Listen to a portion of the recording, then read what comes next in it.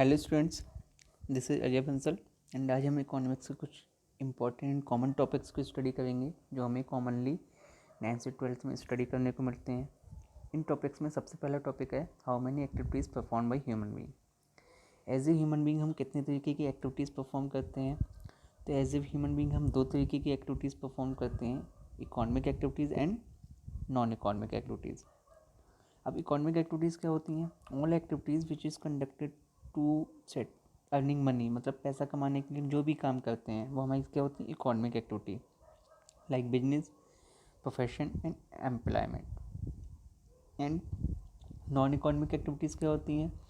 Non economic activities वो activities होती हैं जो जिनका इस्तेमाल हम पैसा कमाने के लिए नहीं करते हैं, सेल्फ सेटिस्फेक्शन, मेंटल सेटिस्फेक्शन के लिए होता है, लाइक सिंगिंग, डांसिंग, प्लेइंग, या हमने किसी को चैरिटी दे दी, एक्सेट्रा। ये सभी काम हम सेल्फ सेटिस्फेक्शन के लिए करते हैं, इसका पैसे कमाने से कोई मतलब नहीं होता है, इसीलिए हम इसे नॉन इकोनॉमिक एक्टिविटीज़ कहते हैं।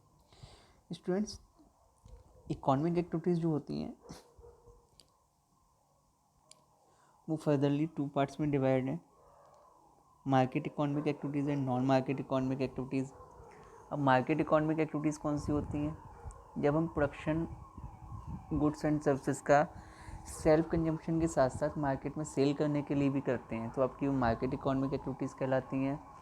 लेकिन जब हम प्रोडक्शन गुड्स का सेल्फ कंजम्पशन के ही लिए करते हैं, मतलब कि मार्केट में सेल करने के लिए जब हम प्रोडक्शन नहीं करते हैं गुड्स एंड सर्विसेज का, सिर्फ और सिर्फ सेल्फ कंजम्पशन के लिए करते हैं, तो वो आपकी नॉन मार्केट इकोनॉमिक एक्टिविटीज़ कहलाती हैं।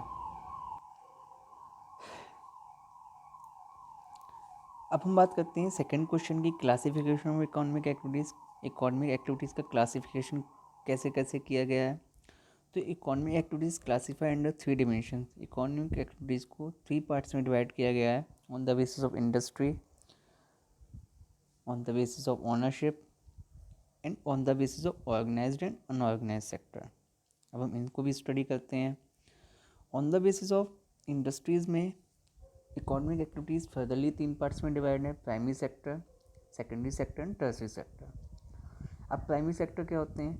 जब हम इकोनॉमिक एक्टिविटीज़ या अर्निंग मनी करते हैं with the help of natural resource से गुड्स को प्रोड्यूस करते हैं, लाइक फिशिंग करते हैं, पोल्ट्री फार्म से, माइनिंग का कोई बिजनेस हम करते हैं, तो हम प्राइमरी सेक्टर में काउंट किए जाते हैं।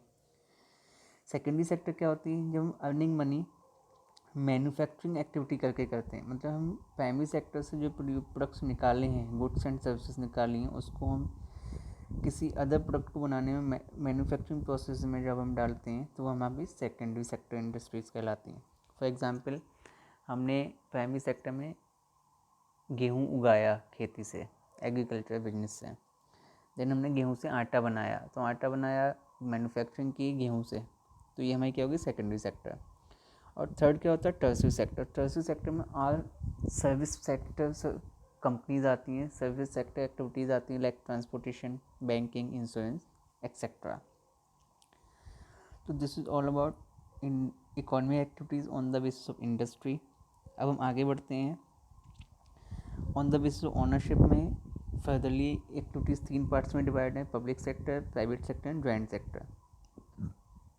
अब पब्लिक सेक्टर ऑर्गेनाइजेशंस कौन सी होती हैं? जिन पे पूरा का पूरा control and management individual person का होता है, गवर्नमेंट का होता है, वो आपकी ये कहलाती हैं पब्लिक सेक्टर एंटरप्राइजेस कहलाती हैं। यहाँ पे कंट्रोल एंड मैनेजमेंट का मतलब है, मतलब all the decisions taken by government.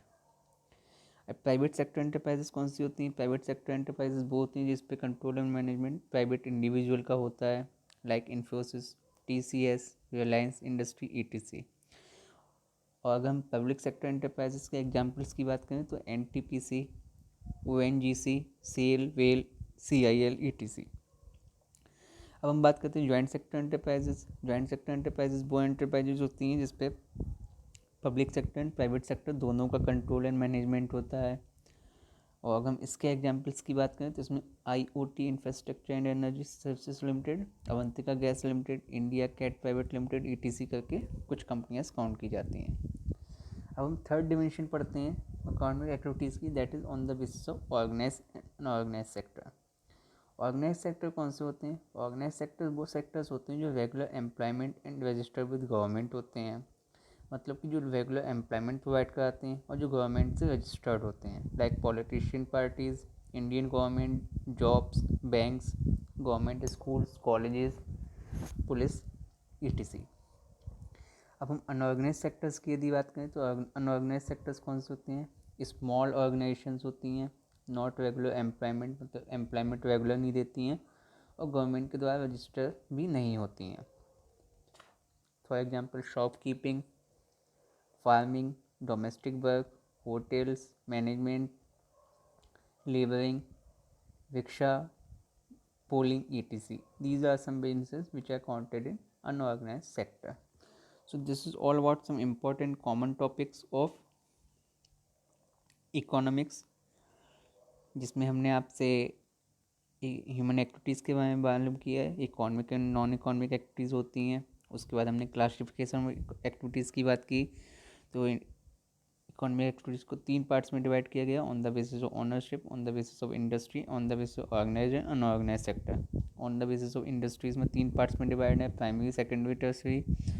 On the basis of ownership में 3 पार्ट्स में डिवाइड है, public, private and joint sector.